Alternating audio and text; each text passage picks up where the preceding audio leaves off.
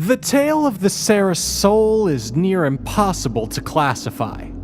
It is part an old ghost story, and a legend that has been told over generations. But it is also a story with specific names and dates, as well as recorded sightings of the ghost ship in question. How much of the story is true is up for you to decide. The story of the soule begins in 1812. At this time, the open seas are a perfect place to make a fortune by both legitimate and illegitimate means. For those not interested in piracy, there was trade. In particular, young men in the States could prosper by trading lumber and cod for rum, molasses, and coffee in the Indies.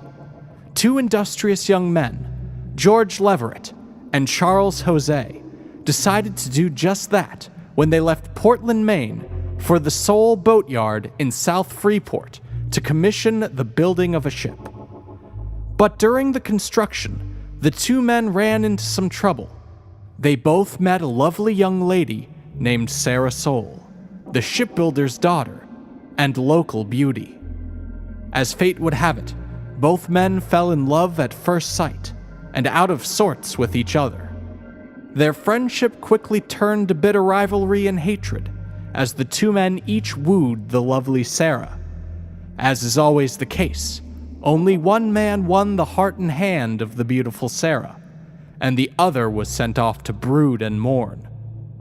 Charles fell much harder for Sarah, and pursued her more passionately, but it was George that Sarah preferred.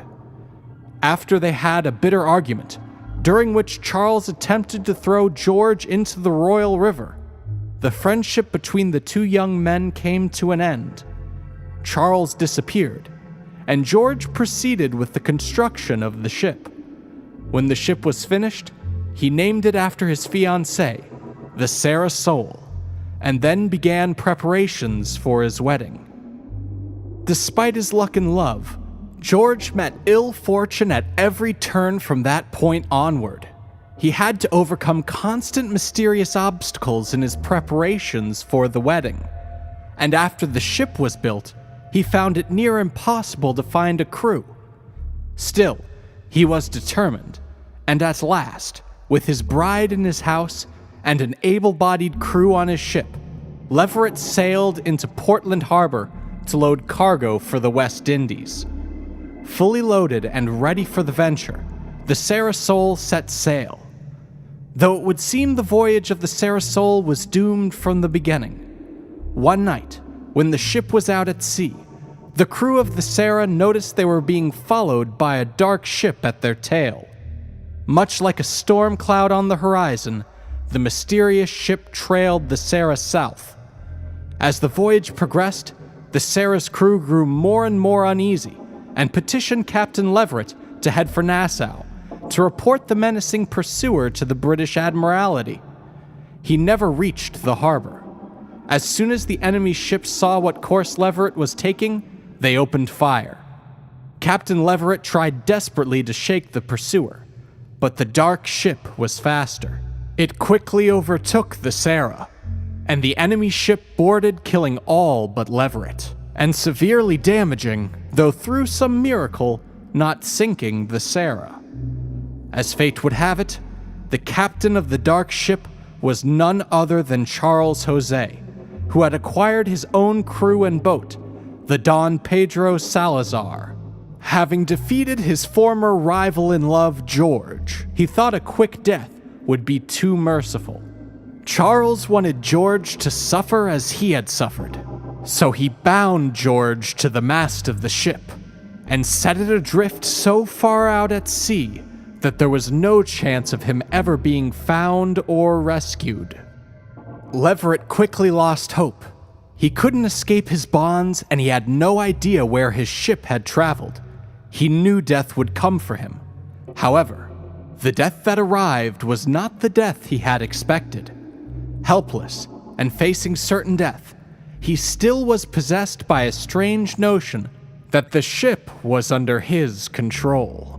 Leverett watched as the dead crewmen began to rise up and take to their posts, one by one. Sails were set, and the ship's course was turned towards home. Captain Leverett, at this point, lost consciousness. On a cold, bleak November day, a fully rigged ship that appeared to be wrecked was seen as it sailed with accuracy along the channel. This ship then came to an abrupt stop in Casco Bay, but oddly, no anchor was lowered.